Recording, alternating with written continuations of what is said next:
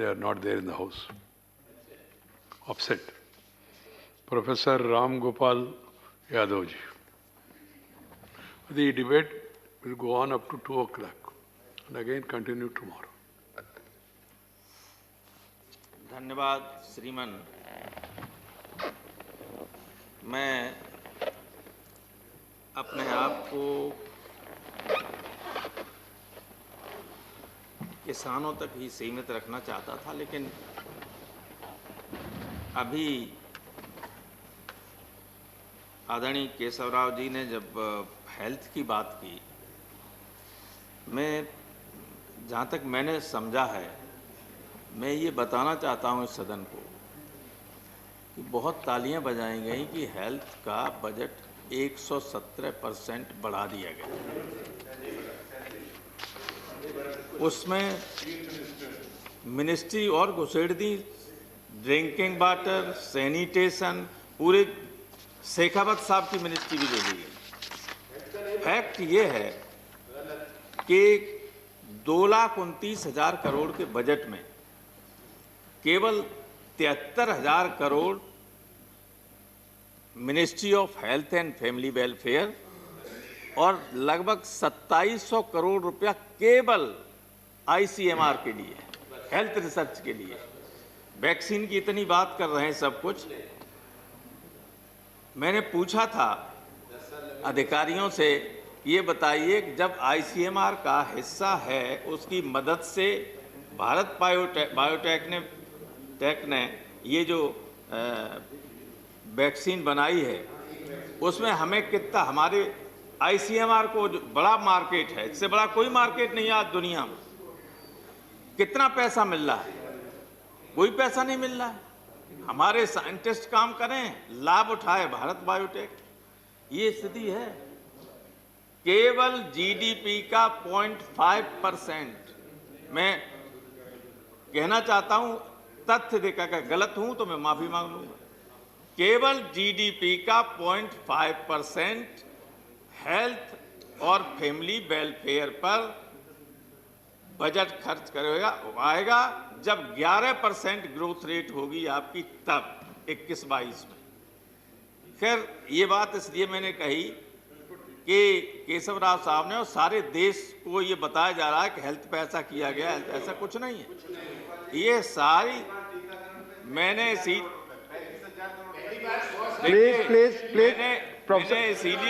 यहाँ से प्रोफेसर साहब आप इधर बोले। प्रोफेसर साहब आप प्लीज। मैंने इसीलिए यहाँ से निकलने के बाद जब प्रेस वालों ने पूछा तो मैंने कहा कि हमारे यहाँ गांव में कहते हैं ये हवा में गांठें बांध रहे हैं। तो ये हवा में गांठें बांध रहे हैं तो, और है वास्तव रियलिटी धरातल पे कुछ नहीं। अब मैं आ रहा हूँ अपने मुख्य बात में। बहुत लंबी बात नहीं करूँगा, आप जानते मैं कभी लंबी बात नहीं करता, लेकिन आज स्थिति ये है कि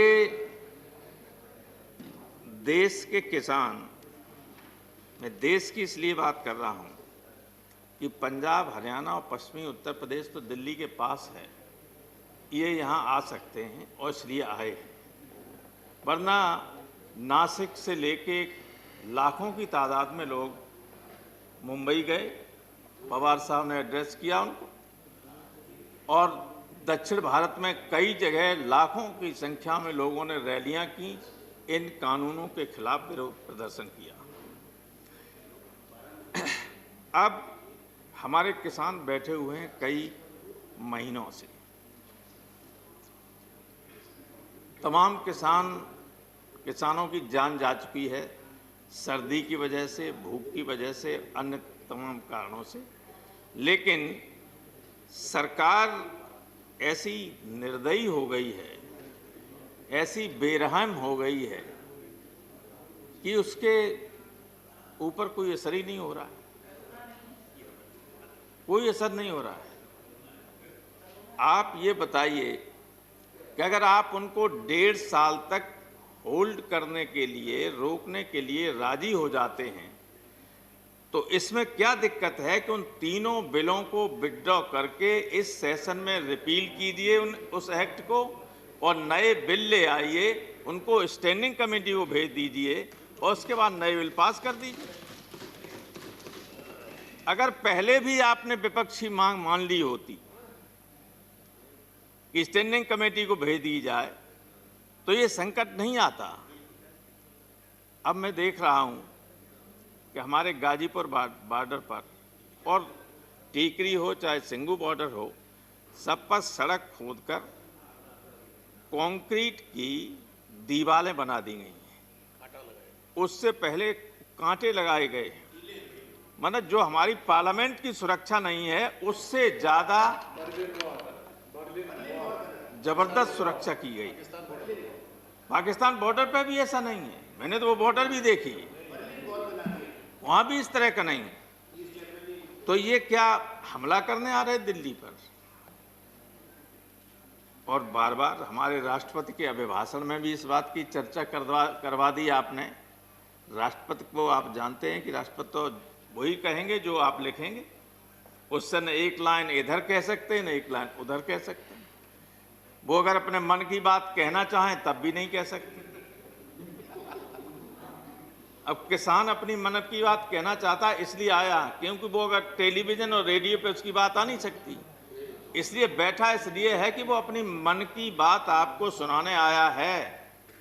आप तो अपनी बात सुना देते हैं सबको, कोई दिक्कत नहीं। तो जब और प्रश्न उठता ये है कि आया क्यों है? मेरा ये सवाल है कि आप कहते हैं कि किसानों के लिए कानून लाए, किसानों के लिए कानून लाए, किसान कहते हैं कि हमारे लिए कानून ठीक नहीं। जब उनके लिए ठीक नहीं, जिनके लिए लाए हो, तो आप क्यों जबरदस्ती उनके ऊपर लाद रहे हो कानून? वो कह रहे हैं कि हमारे लिए नुकसानदायक है, आप कह रहे हैं हम आपके लिए लाए।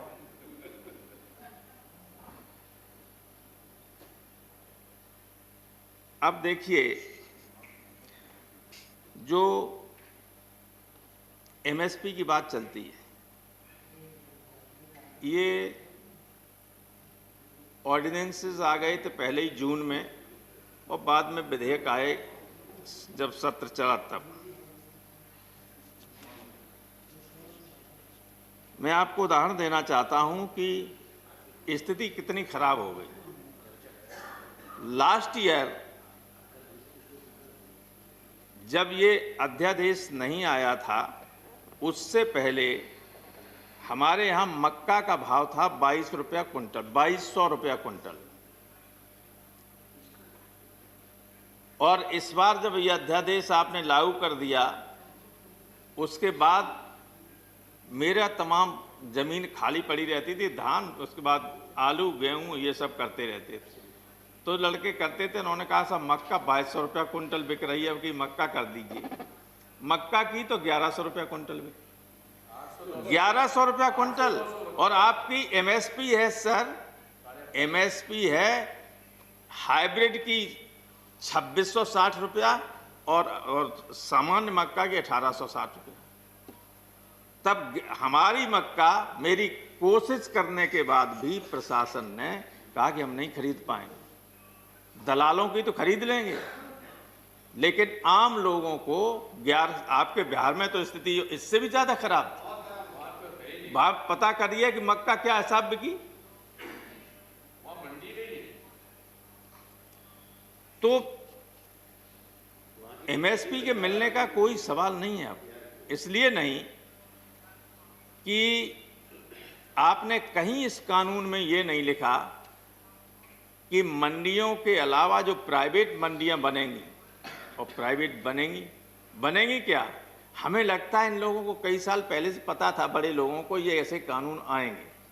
आपके मध्य प्रदेश में कई जगह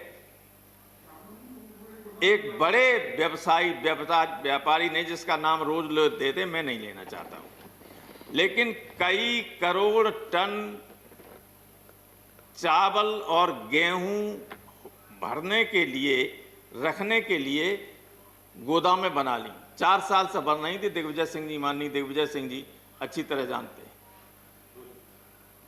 अब जब उनके बगल में जो मंडियां होंगी, हमारी राज्य की मंडियां, वे चल जाएंगी क्या? उन्हें कैसे मालूम था भाई कि ये कानून आने वाले हैं? 4 साल से बना रहे थे। आप देख आइए जाके, अगर मैं गलत कह रहा हूं। बनाई मंडी की नहीं बनाई? वो किनकी हैं वो मंडियां?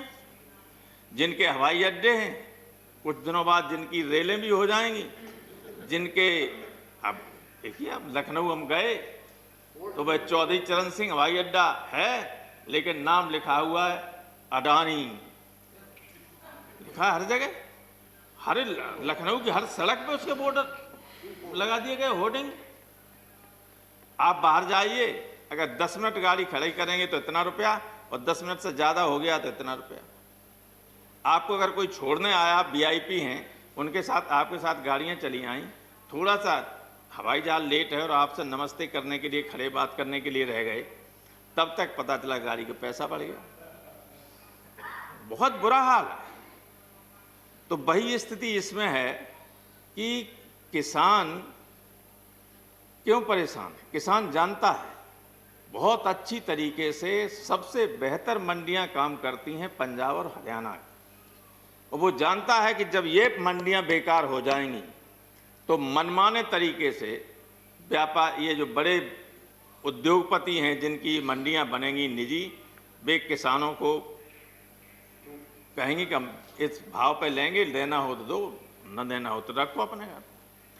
और गरीब होता है आदमी, किसान को जब फसल होती है तब वो उस पैसे से अपने बच्चों के लिए कपड़े लेता है, लड़के लड़कियों की शादी हो तो उसका इंतजाम करता है, पढ़ाई के लिए पैसा की व्यवस्था करता है, तो मजबूरी में उसे फिर सस्ते में बेचना पड़ता है। और ये भय है, और भय वास्तविक है। दूसरे ये कि जो एक इसमें दूसरा बिल है कॉन्ट्रैक्ट फार्मिंग का। कॉन्ट्रैक्ट फार्मिंग में इतनी बड़ी धोखाधड़ी हम लोगों को पहले ही संदेह था। अब आप देखिए, छत्तीसगढ़ के लोग हैं यहाँ, ये हमारे पास सामने रखा हुआ पेपर कटिंग, छत्तीसगढ़ के 7 जिलों के किसानों के साथ कॉन्ट्रैक्ट फार्मिंग में धोखाधड़ी, एसपी से शिकायत, तो हजारों करोड़ रुपए के हो गया है धोखाधड़ी। पैसा ही नहीं दिया, ले लिया, पैसा नहीं दिया, और कुछ जगह कहा कि हम ये बीज दे रहे हैं आपको, पैदा कीजिए, 2600 रुपया लेंगे, खरीदेंगे, और पैदावार इतनी ज़्यादा होगी, पैदावार आधी भी नहीं हुई, और अब कह रहे हैं कि 800 रुपया खरीदेंगे, और नहीं खरीदेंगे। आप क्या कैसे कर लेंगे?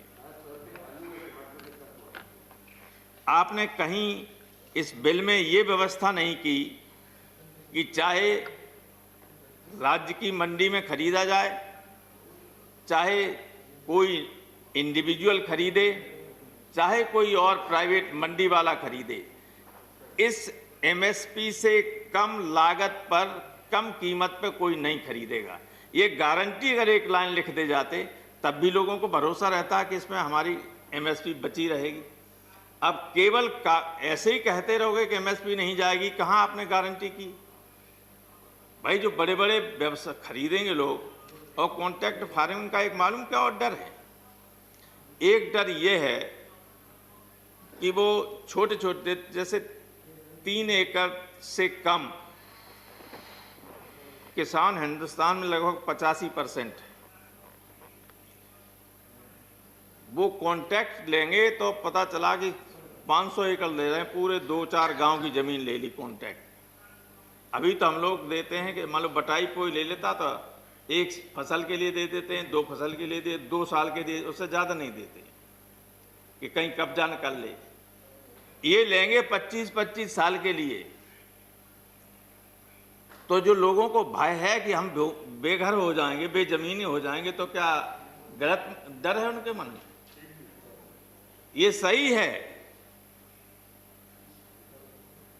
तो ये जो लोगों को के मन में भय है, इसलिए उसको दूर करने के लिए इन बिल को वापस लेने के अलावा कोई रास्ता नहीं। तीसरी बात यह है कि आपने जो एक व्यवस्था और कर दी है, भाई आखिर कुछ एक्शन ऐसे होते हैं जिससे लोगों के मन में संदेह जो पैदा होता है वो कन्फर्म होता चला जाता है। आपने व्यवस्था ये कर दी कि ये जिनसे जो मेन है, जैसे चावल है, धान है, गेहूं है, आलू है और कुछ तिलहन है, दलहन है, ये एसेंशियल कमोडिटी के अंतर्गत नहीं आएंगे। तो ये खुली होर्डिंग की छूट किसके लिए दी गई? भाई गुलाम नबी आजाद तो कहीं भर नहीं देंगे जमीन खरीद के। कौन खरीदेगा? कौन होर्डिंग करेगा? ये बड़ी बड़ी मंडियां बन रही हैं, वो किस लिए बन रही हैं? जो बड़े बड़े गोदामें, बड़े पैमाने पर गोदामें बनाई जा रही हैं, वो किस लिए बनाई जा रही हैं? इसी होर्डिंग के लिए कि इसको होर्डिंग कर लें और उसके बाद जब किसान के पास और व्यक्ति के पास न हो तब जितना चाहे उस रेट पर उसको बेचें। क्या नियंत्रण है आपका? सिर्फ उसमें ये लिखा कि युद्ध की स्थिति में या कोई और महामारी हो उस स्थिति में आप उनको ले सकते हैं, अन्यथा उन्हें छू नहीं सकते। चाहे जनता भूखी मरती रहे लेकिन गोदामें भरी रहेंगी। जब अकाल पड़ा था एक बार बंगाल में तो लाखों टन नीचे गोदामों में भरा था और हजारों आदमी ऊपर मर गया था। ये कहीं पढ़ा था मैंने। मरे थे लोग। तो इसलिए ये जो संदेह लोगों के मन में है ये अनावश्यक नहीं है। और आपने आरोप लगा दिया कि विपक्ष ने किसानों को गुमराह कर दिया है। हर चीज में राजनीति करने की आवश्यकता नहीं है। जो सूरज के रोशनी की तरह साफ चीज हो उसके लिए भी ये कहो कि ये तो भाई ऐसा नहीं ऐसा है, तो कौन मान लेगा उसको? आपने कहा कि किसानों ने गुमराह कर दिया। और एक चीज नहीं, हर चीज में आपने कल देखा होगा, बाद में अधिकारियों को बैकफुट पे जाना पड़ा कि दिल्ली में सादरा पुलिस ने स्टील की लाठियां मंगाई। स्टील की लाठियां जब वो कुछ चैनलों ने दिखा दी तो अधिकारियों ने स्पष्टीकरण दिया कि हमें नहीं मालूम था, कुछ लोकल अधिकारियों ने बना दी थी, बाद में उनको विड्रॉ कर लिया गया। किसानों के लिए स्टील की लाठियां, कभी दुश्मनों के लिए बॉर्डर पे स्टील की नहीं जरूरत पड़ी, लाठी की जरूरत, लेकिन यहाँ स्टील की लाठी मंगा ली थी। तो क्या ये दुश्मन हैं जो देश को खिलाते हैं? पंजाब का एक शानदार इतिहास है, अतीत है। अगर पंजाब इतनी बड़े पैमाने, अब तो देश के दूसरे हिस्सों में भी बहुत बढ़िया खेती होने लगी, लेकिन एक स्थिति ऐसी थी जिसमें देश के बड़े हिस्से को खिलाने पिलाने का काम पंजाब करता था। देश की सीमाओं पर बड़े पैमाने पर उनके घरों से जाने वाले लड़के हैं। और मैं ये आप भी जानते हैं और हम सब जानते हैं कि जितने किसान परिवारों के लोग हैं वे न केवल खेती पैदा करके लोगों के पेट भरने का काम करते हैं, बल्कि हमारी पुलिस और सेना में जो लोग हैं, बॉर्डर पर जो सीमाओं की रक्षा करते हैं, देश में जो लॉ एंड ऑर्डर को बनाए रखने का काम करते हैं, वे जवान भी इन्हीं किसानों के परिवारों से आते हैं। ये उन परिवारों से नहीं आते हैं जो जिनके लिए आप लोग काम कर रहे हैं। आपको काम करना चाहिए इनके लिए, आप कर रहे हैं उनके लिए जिनके आसपास का, जिनके रिश्तेदार और खानदान कोई सेना में जा ही नहीं सकता है। नहीं दे, अगर उनके सामने गोली चला दी जाए तो गिर पड़ेंगे, है क्या? लेकिन देश का धन सारा इकट्ठा कर लें और उनकी मदद हो रही। भाई ये क्या दिक्कत है कि किसान कह रहे हैं कि वापस कर लिए? इसमें प्रतिष्ठा का प्रश्न क्या? अगर हम कहते, अगर विपक्ष कहता, पॉलिटिकल पार्टीज कहती कि आप विड्रॉ कर लीजिए, आप मत करो, लेकिन किसान किसी राजनीतिक दल का नहीं है, किसी राजनीतिक दल से प्रेरित नहीं है, बल्कि जो लोग बैठे हुए उन्होंने कहा है कि कोई राजनीतिक दल का व्यक्ति हमारे मंच से भाषण नहीं कर सकता, बैठ सकता है नीचे, लेकिन मंच पर नहीं जा सकता है। कहा है कि नहीं कहा है? तो उसमें आपकी क्या प्रतिष्ठा गिरी जा रही है? जब गुलाम नबी साहब बता रहे थे, जो उन्होंने उदाहरण 3 दिए, वो 100% सत्य और तथ्यात्मक हैं। जब अंग्रेज किसानों की बात को मान सकता है और कानून को वापस ले सकता है, तो क्या आप अंग्रेजों से खराब हैं? आपको क्या दिक्कत है? सर समय हो गया? जी हो गए ऑलरेडी, 2 मिनट 3 मिनट अधिक हो गए। मैं आधा मिनट में खत्म किए दे रहा हूं। सर, एक तो मैं अपनी बात खत्म करने से पहले ये कहना चाहता हूं कि इस पेंडेमिक में भी अकेले खेती ही ऐसी थी जिसने जीडीपी को रोके रखा। कुछ हमारी खेती का योगदान 20% है, 14% से बढ़ के 20% हो गया, क्योंकि और जीडीपी डाउन हो गई थी। लेकिन खेती ने आपकी इज्जत रखने की काम किया, लोग देश को बचाने का काम किया। और दूसरे ये कि जो लोग मरे हैं, मैं सरकार से ये मांग करता हूं कि उन किसानों को, उनके परिवारों को कम से कम 20-20 लाख रुपए का मुआवजा दिया जाए और उनके बच्चों को कहीं न कहीं राज्य सरकारों से कह के या केंद्र सरकार में उनको एक आध बच्चे को जो मरे हैं उनको सरकारी नौकरी दी जाए। और हमारे गुरु उदय प्रताप सिंह ने एक बार लिखा था इसी पे कि खेत में मेहनत तुमने की, तुम्ही को तंगी का डर हो, तुम्हारे घर में दिया जले रोशनी और कहीं पर हो, उठो ये नीलकंठ तीसरे नेत्र की याद दिलाता हूँ, तुम्हें आवाज़ लगाता हूँ। तो ये किसानों को इस सदन के माध्यम से मैं आवाज़ देना चाहता हूँ कि एक हो सारे देश के। इन्हें तो अभी ये घमंड है कि हम बाहर से मंगा लें, तुम मत दो अन्न, हम बाहर से मंगा लेंगे। हाँ, ये कर सकते हैं, ये कर सकते हैं, लेकिन कितने दिनों तक कर सकते हैं? ऐसा नहीं है कि किसान जिस दिन विद्रोह पर उतर आएगा तो बड़े बड़े लोग सत्ता में नहीं रहते हैं। ये किसी को घमंड नहीं रहना चाहिए कि हमेशा सत्ता में बने रहें। इसलिए लोगों की बात सुनिए। लोकतंत्र है, देश की बड़ी आबादी वो है, बैठे हुए हैं लोग, उनको मनाइए। वे आपको मना रहे हैं, ये समझिए एहसान कर रहे हैं आप पे। आप उनसे कहिए आप जाइए, हम ये विड्रॉ करेंगे बिल और नए बिल लाएंगे जिसमें उनसे भी पूछा जाएगा, उनके संगठनों से पूछा जाएगा और उसके हिसाब से संशोधित कानून लाए जाएंगे। बहुत बहुत धन्यवाद। धन्यवाद, धन्यवाद प्रोफेसर राम गोपाल जी। श्री रामचंद्र प्रसाद सिंह जी।